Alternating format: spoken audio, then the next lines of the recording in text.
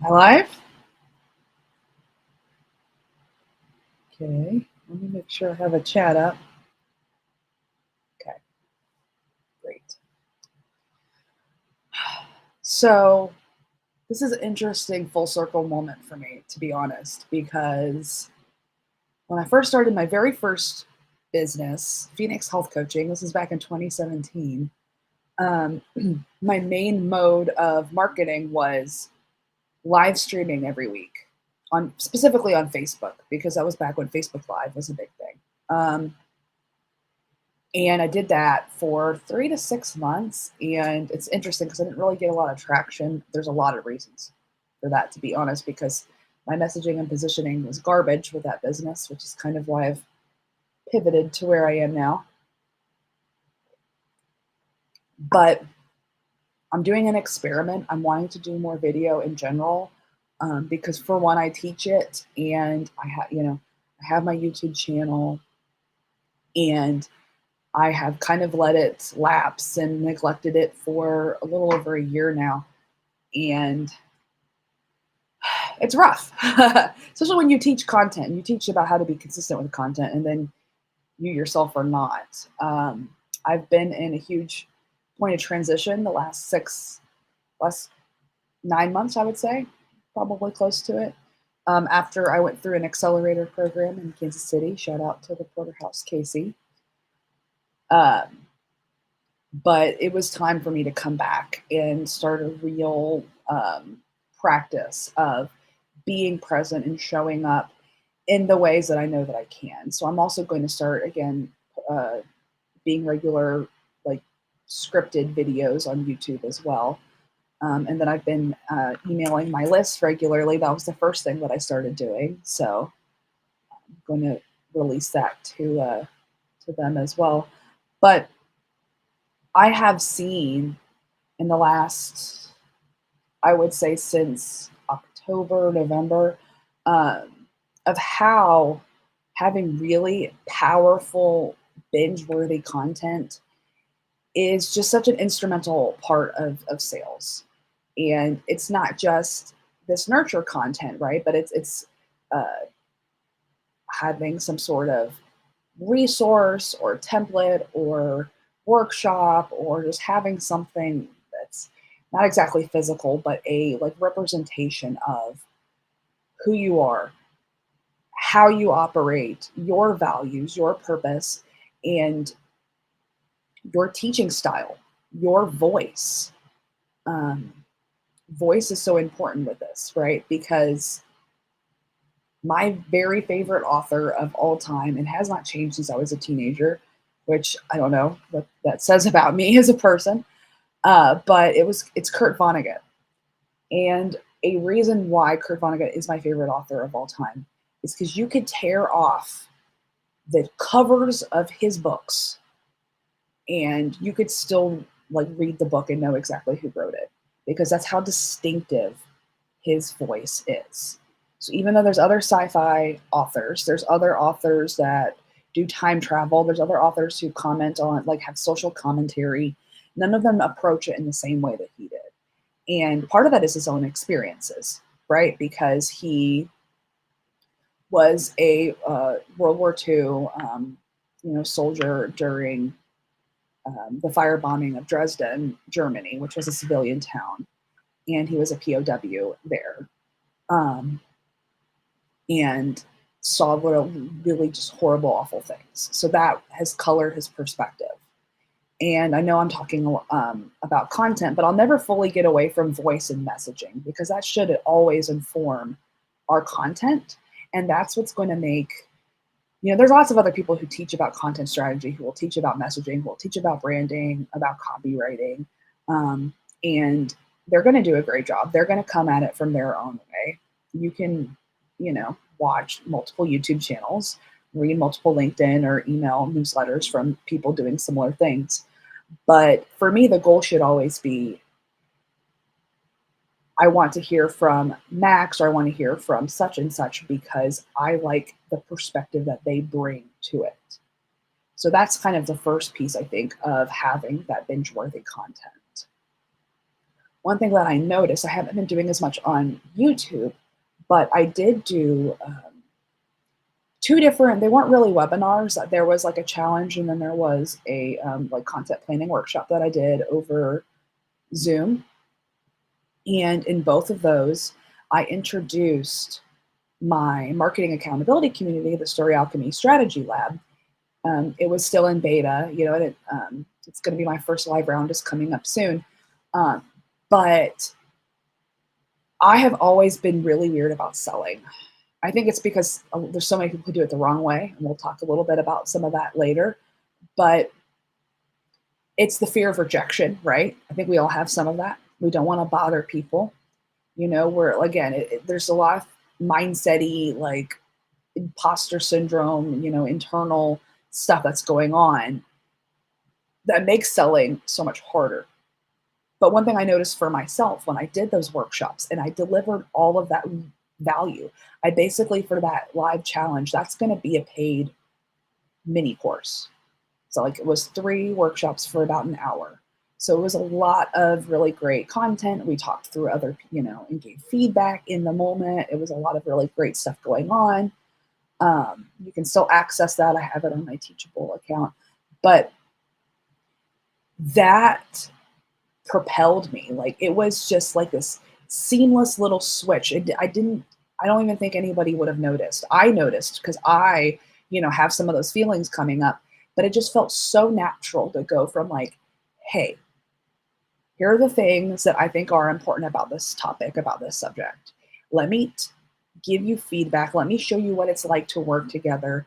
Let me give you a taste of what my voice and my teaching style and my perspective are.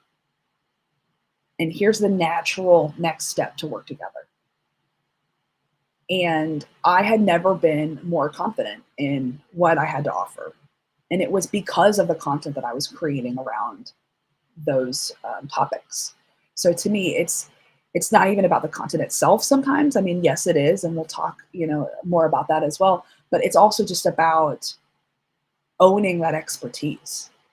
And you sometimes don't really even understand your expertise until people are asking you for questions or giving you examples of their own business and you helping them apply it to that. You know, there's all these ways that you're like, I was able to help them through that problem, even if it was a tiny problem or a tiny question or whatever, you know, just giving a little bit of feedback on an elevator pitch or whatever that was for you. Um, it kind of is like, yes, I am here to say something. I am here to teach, and people are going to benefit from it. And seeing it even in the micro with your nurture content, or even with the larger content like a webinar or a challenge, um, you know, it just completely changed my outlook on selling. And I feel so much more confident, even in one-on-one conversations, even though those kind of have a different tenor to them. It's just, hey, if you want to know more about me, here are places you can look. Or, hey, if you're not really ready to invest yet, I have a YouTube channel that has all of these different tutorials on marketing, or what, you know, or here is a podcast series or audio training that I did. And so you can kind of get people, either qualify them and have them, the people that might not be a fit right now, a place to land, right? Because I think lead qualification is something that we all struggle with. I've talked to several service providers about this, about like just getting on the phone with the right people or people who are ready. I think that content also helps with that aspect of they're already seeing mini results or micro results. I think that's super important. Um, there's a lot of stuff that's kind of fluffy. You know, there's the internet's full of information. That, again, that's why I point to your voice and your perspective, because none of that content's necessarily going to have that from you. But if you want to learn SEO, you can find that all over the internet, on YouTube, on the SEO tools, blog posts, you know, all those different places. But to actually take them through the like a process, or to actually get to a result, that even if it's a smaller like microcosm of your paid offer, I think again that's just going to naturally lead them to sales, because they're already in that action taking mode, or they're already the type of person that takes action. right? There's, I'm guilty of this as well, where I will consume a course or a freebie or a resource and or download it and maybe not even consume it, right? That's one type of person. And we all know who we are. Or, I do I read through it, but maybe I don't take the action. Maybe I don't actually implement it. Even paid courses that I've done, I haven't always implemented them fully, or I stopped midway through, or what have you.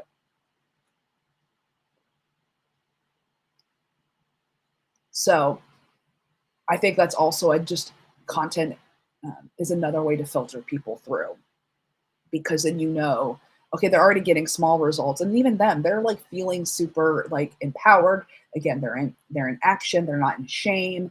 They're like, wow, this is what I was able to do. Imagine what I would be able to do with a paid offer, or imagine if I had a little bit more support and accountability along the way, because so many people are worried about not sharing all of their information. I'll share all of my information. I'll tell you all of it right now, because that's not the point. The information is accessible. We live in 2024. This is the internet. This is YouTube. You can figure out how to put a radiator in your car on YouTube, okay? So if you can do that, if you can like at least look that up, I'm not saying to do that if you don't feel comfortable, but if you feel comfortable doing that or finding that online, or like all sorts of car maintenance stuff, to be honest, I've looked up, uh, then you can figure out some of this marketing and some of the branding, or some of the like the health and wellness, all that stuff. We know a lot of times what we need to do. We just don't have the support or the systems in place, or we don't have maybe the resources or assets that we need to actually do the thing. Like we don't have the plan in place, or we don't have, again, support in implementing the plan. That is where service providers and content creators can really be that person, because I wouldn't worry about that. I wouldn't worry about giving away too much, because that's, to me, that's never been the problem. If anything, the fact that people, when you give so much away, and a great example of this is my first business mentor, Rachel Cook. She had a 30-day fired up and focused challenge. She's gotten it down shorter, but in the beginning, it was a 30-day challenge. And it was like all these productivity systems and focus systems that like just blew my mind. And it's like, wow, in 30 days, I'm here. Where can I go after that? Like, how can I go further? Because this has me so um, ready to do more in my business, or what have you. So I think that's a piece of it. I'm going to look up my description on LinkedIn, because I want to hit all the points. One thing, I said this earlier, so I'll bring it up. I'm not gonna name and shame or anything like that, but I talked about this on Threads as well, which I don't know if anyone else is on Threads, but I bundles are now one of the main, like one of, not the main, but one of the like hot lead generating email list building tools right now. And I totally see why. It's like, it's in the spirit of collaboration. Everybody's offering something to the table. If the resource is attractive enough, you offer your email list, everybody seems to win, and then the person, who has the bundle or whatever is getting a lot of resources that normally would cost a lot of money, but they're getting at either a discounted rate, or they're getting free. Not knocking the idea or the concept, but I have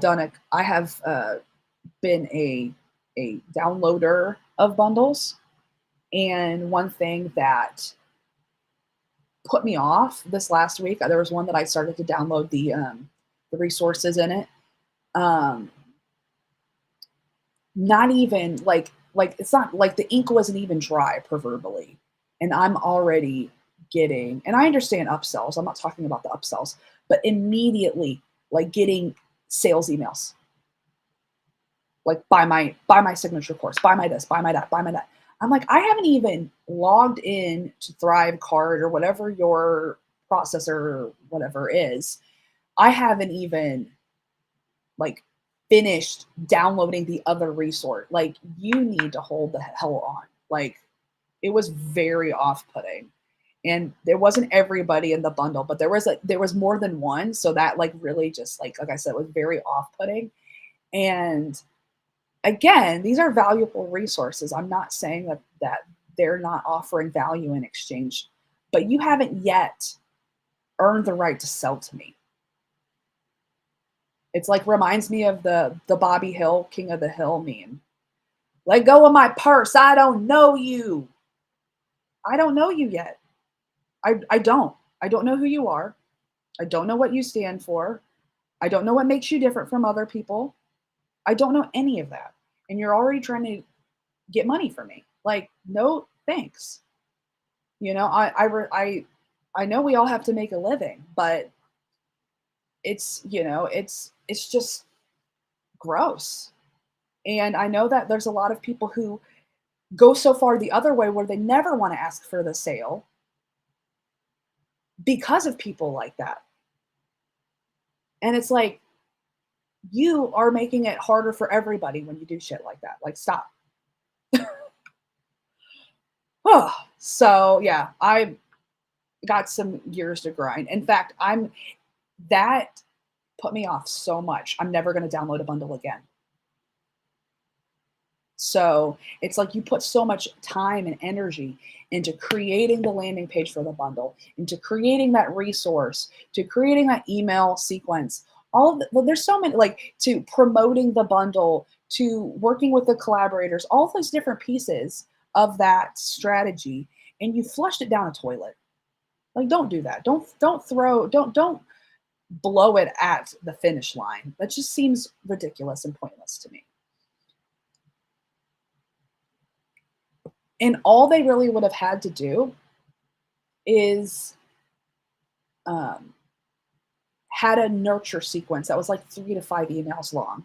If they had pitched me 2 weeks from now, we would not be having this conversation. I don't think that's asking too much as a consumer. One person, and I will call her out because this is a good call out. I did a bundle, and the Ruthie Stinnett of the Consistency Corner. She did an email that same day as well. And she flat out said in the email, hey, I know you're going to get bombarded with emails because you just joined this bundle. You're not going to receive a single email from me until 2 weeks from now. And that's when her email sequence started. And the fact that I even remember her, because remember, bundles are like 20 people or more in the bundle. The fact that I could remember her name out of dozens of people, it's because she saw me as a person, understood where I was at, and did something different. And it's like, and I still read those emails now. Like, if you actually, think of your people as people who they have a desire, they have needs, they also get distracted or whatever their obstacles are, and just kind of meet them where they're at and see where, like, okay, what could I help them with, or how can I see where their challenges are. Like, if you're feeling bombarded, then you're just going to get lost in the sea of everything. And I think that's what's important about having like that standard nurture content come out, because you're setting that expectation, of, hey, I'm going to be in your inbox every Thursday. Hey, I'm going to be on, you'll get a new video from YouTube every Tuesday. You'll get my podcast every one, whatever that looks like. It's inviting them to listen or to take time. And people will either look forward to it, or maybe that content, that video this time isn't relevant to them. They can pass on it. So it's not everything's going to be relevant to everybody all of the time. We're all in different stages of business. Let me find relevant to them. They can pass on it.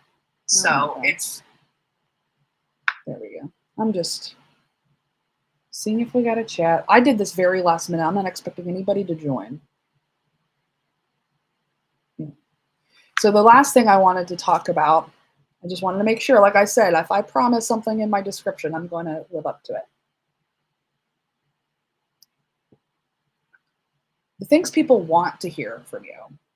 Like I said, I think they want to get those personal experiences, that voice from you. But as far as choosing content topics, what I have started to do, and I'm doing it even today with this live, is not everything has to be promotional, but I do think to make it cohesive and consistent and to also take the pressure off of having to come up with brand new topics all of the time, I look at the month that I'm in. What offer am I eventually going to want to promote?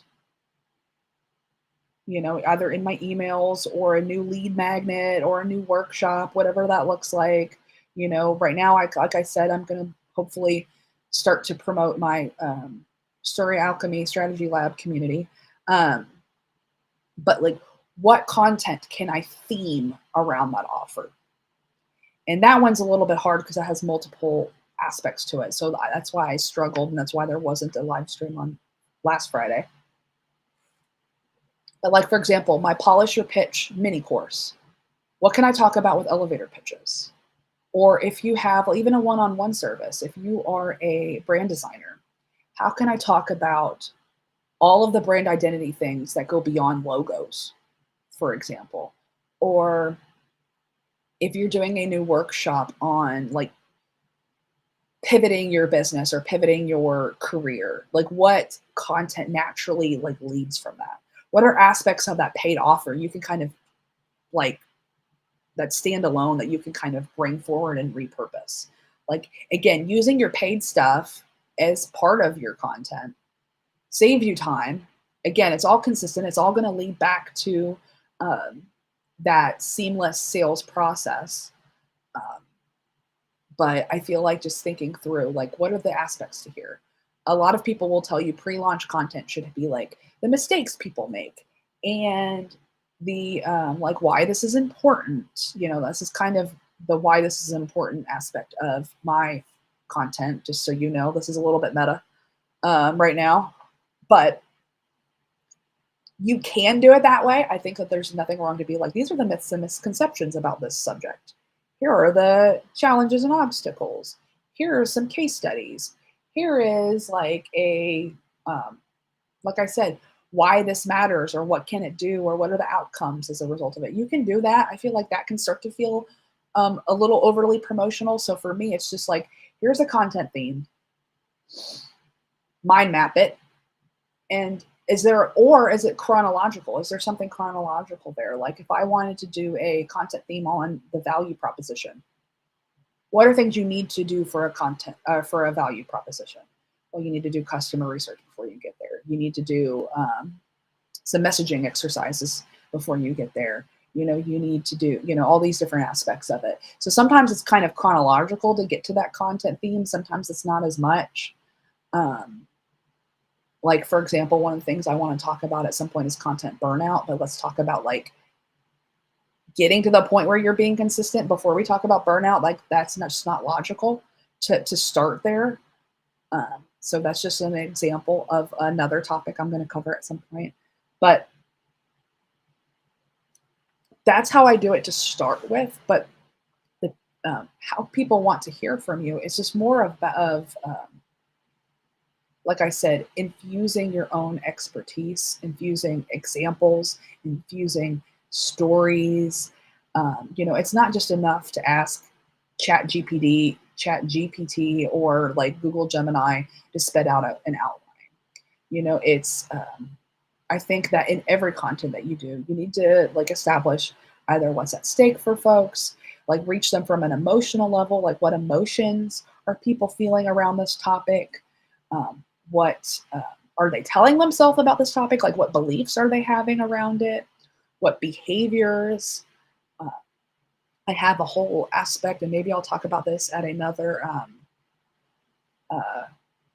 on another topic about like that narrative arc that the clients go through before they get to their desired outcomes or results. But part of that is like like what's their check engine light? Like what is something that's going on for them that is showing that there's a larger issue? Like, we need to really address this right now.